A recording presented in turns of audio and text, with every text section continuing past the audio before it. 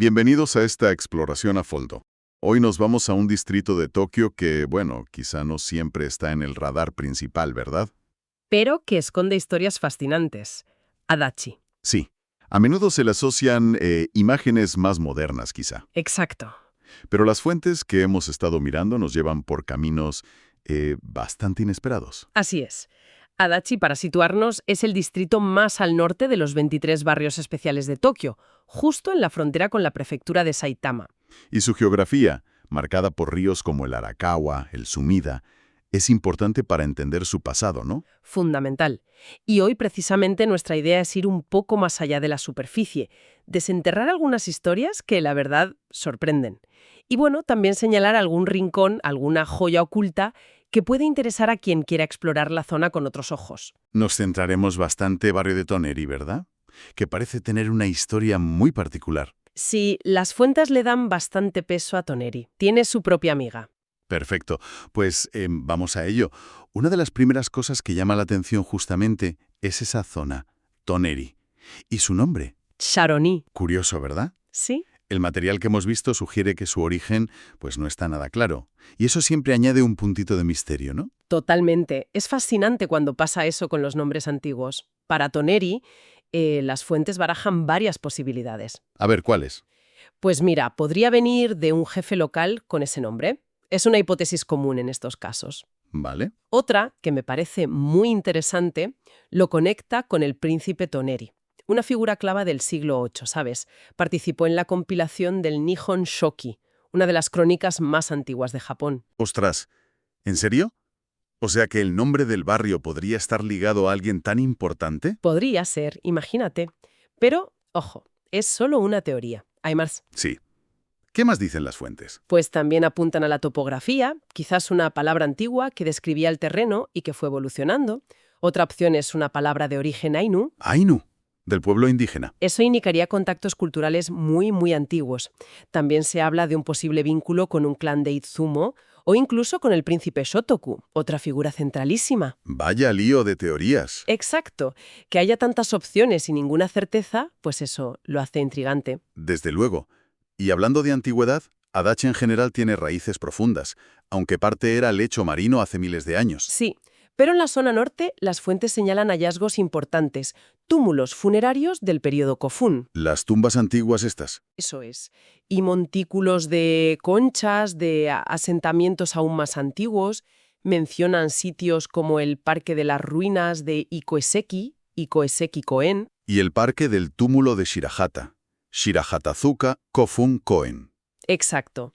Son testimonios de una ocupación humana de hace miles de años. Impresionante. Y el propio nombre Adachi, Ashidachi, también tiene su historia documentada. Aparece ya en el año 735, en una tablilla de madera encontrada en Nara. Anda. Y también en el Shoku Nihongi, otra crónica oficial, del 797. La teoría más aceptada, según las fuentes, es que viene de ashi, que significa caña o junco. O sea que era una zona de humedales, pantanosa. Eso parece. Nos da una imagen muy distinta del Tokio de hoy, ¿verdad? Agua, juncos. Totalmente. Y en ese contexto antiguo hay un lugar muy conocido que las fuentes destacan, el templo Nishiarai Daishi. Ah, sí, un sitio importante. Fundado, según dice la tradición que recogen los documentos, nada menos que en el 826, por el monje Kukai, Kobo Daishi. Muchísima historia ahí. Es uno de los grandes centros religiosos de Adachi, sin duda, muy venerado. Marca un punto de referencia histórico clave desde hace siglos. Bueno, si avanzamos un poco en el tiempo, llegamos al período Edo, y Adachi vuelve a ser relevante. La zona de Senju, al sur. Claro, Senju, una de las 4 grandes shukuba, las estaciones de posta de Edo. Exacto. La primera parada saliendo de Edo por las rutas Nikko-Kaido y Oshu-Kaido. Importantísimas. Uf, imagínate el jaleo. Viajeros, daimios con sus séquitos, comerciantes, mercancías pasando por ahí. Debió ser un lugar bullicioso a más no poder. Y además la ubicación junto al río, lo que hoy es el Sumida, ¿no? Eso es, el antiguo cauce del Arakawa. Facilitaba muchísimo el transporte fluvial hacia Edo. Era un nodo logístico fundamental. Y en ese contexto, las fuentes mencionan algo curioso. El Senju Negi. Ah, sí, la cebolleta esta, ¿no? O puerro fino, una variedad local famosa. Es curioso cómo esos detalles nos conectan con la vida de antes. Totalmente. Aunque hoy esa agricultura ya casi no existe ahí, esos nombres quedan como un eco de ese pasado más rural, ¿sabes? Cuando los alrededores de Edo eran la despensa de la ciudad. Vale, pero volvamos a Toneri, porque aquí las fuentes nos cuentan una historia que me pareció, bueno, muy llamativa. Hubo un castillo samurái, el castillo de Toneri, Shato-ni-yo. Sí, sí, es una de las historias más destacadas sobre Toneri en el material que vimos.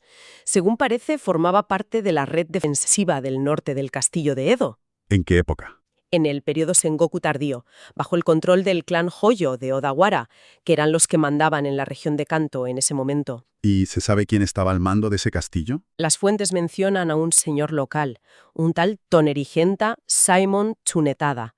Parece que era un vasallo de los Hosho, encargado de esa fortaleza.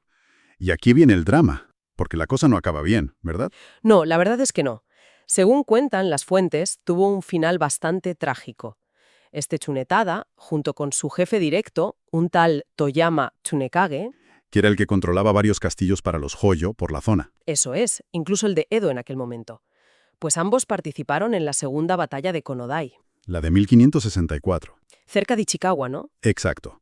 Lucharon contra el clan Satomi, que eran rivales de los Hoyo. Y bueno, pues tanto Toyama como Toneri murieron en combate. Vaya, una historia de lealtad samurái hasta el final, ¿no? Sí, bastante clásica en ese sentido, pero lo más curioso es la conexión que sugiere una de las fuentes. ¿Ah, sí? Eso me dejó pensando. A ver, cuéntalo. Pues una de las fuentes plantea la posibilidad, y ojo, es una hipótesis, de que esta historia real, la de Toneri y Toyama muriendo juntos por lealtad, pudiera haber sido una de las inspiraciones ¿Para qué? para el Nanso Satomi Hakenden, la novela épica esta famosísima de Kyokite y Bakin. No me digas. Las crónicas de los 8 perros guerreros Satomi. Pero si esa novela es gigantesca, una obra clave del periodo Edo. Exacto, una epopeya sobre lealtad, honor, reencarnación. Es increíble pensar que un suceso ocurrido en este rincón de lo que hoy es Adachi pudiera haber influido siglos después en una obra así. Pero, ¿qué tan fuerte es esa conexión? ¿Es probable o es más bien una idea? A ver, las fuentes lo presentan más como una posibilidad interesante como que como algo seguro. Bakin usó muchas fuentes, históricas y legendarias, y el tema de la lealtad samurái era central para él. Claro. La coincidencia de que los Satomi fueran los rivales en la batalla real y protagonistas en la novela es llamativa, claro, y el tema de la lealtad extrema. Pero no parece haber una prueba directa que lo confirme. Entiendo. Pero como conexión posible entre la historia local de Toneri y la gran literatura japonesa, pues oye, es sugerente. Merece la pena mencionarlo. Desde luego. Es fascinante.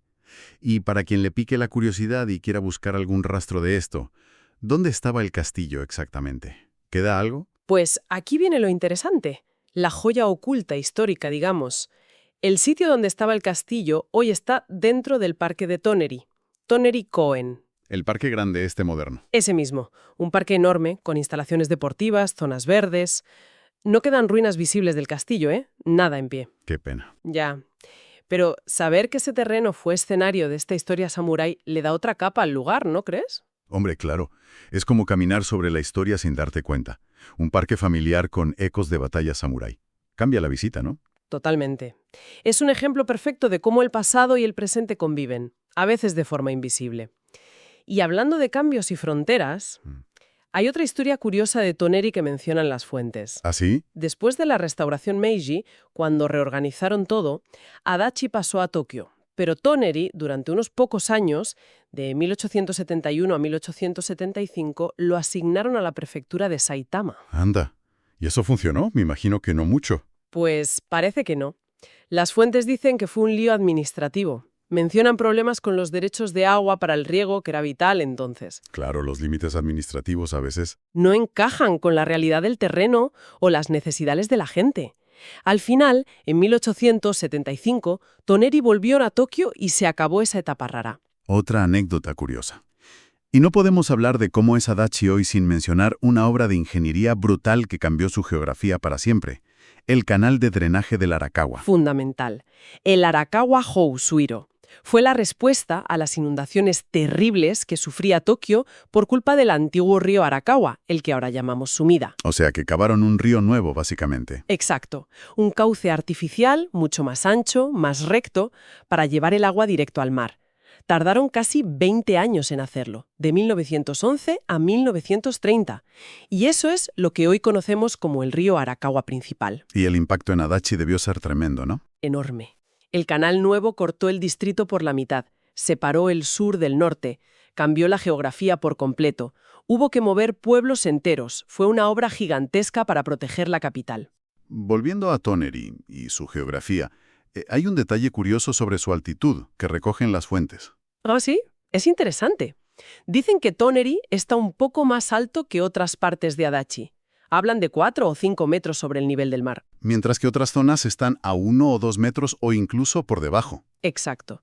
Y parece que es por los sedimentos acumulados por un río cercano, el Kenawawa, procesos naturales que han elevado un poco el terreno ahí. ¿Y dónde está el punto más alto de Toneri? Pues según una fuente, el punto natural más alto está en el recinto de la escuela primaria Toneri, a unos 5,5 metros. Curioso. ¿Y el punto más alto de todo el distrito de Adachi también está en Toneri? Técnicamente sí, pero es artificial. Está en el Parque Toneri, en una zona llamada Plaza Asahi. Han hecho una pequeña colina que llega a unos 13 metros. Vale. O sea que el techo de Adachi está en Toneri, aunque se ha construido. Otro dato curioso. Jeje, sí. Y ya que hablamos de parques, las fuentes mencionan otro sitio en Toneri, el Parque Minumadai Shinsui. ¿Qué es? Minumadai Shinsui Koen. Se traduce como Parque Ribereño Minumadai. Es un parque lineal hecho a lo largo de un antiguo canal de riego, el Minumadai Yousui. Ajá. Y es interesante porque marca el final de una línea de transporte moderna que ha sido clave para Toneri.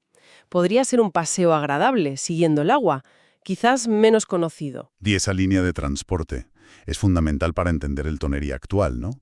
El Nippori Toneri Liner. Exacto, no se puede hablar del desarrollo reciente de Toneri sin mencionarlo. Es un tren ligero elevado, automático, que conecta Nippori, en Arakawa. Que tiene conexión con la Yamanote, claro. Eso es, conecta Nippori con Minumadai Shinsui-koen, cruzando toda la zona de Toneri. Se inauguró en 2008. Y el impacto fue enorme, ¿no?